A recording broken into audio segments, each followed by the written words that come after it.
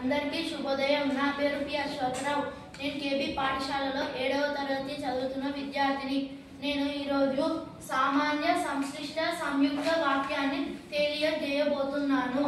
సామాన్య వాక్యం: ఒకే వాక్యంలో ఒకే సమాపక క్రియ ఉంటే అలాంటి వాక్యాన్ని సామాన్య వాక్యాలు అంటారు.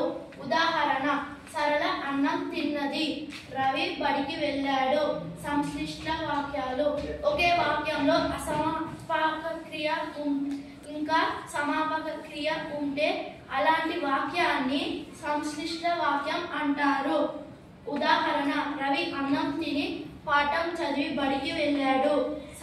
సంయుక్త వాక్యాలు: ఒకే వాక్యంలో 2 సమాపక క్రియ ఉంటే అలాంటి వాక్యాన్ని సంయుక్త వాక్యం అంటారు. ఉదాహరణ: రేణు వచ్చింది కానీ తాతయ్య రాలేదు. ధన్యవాదాలు.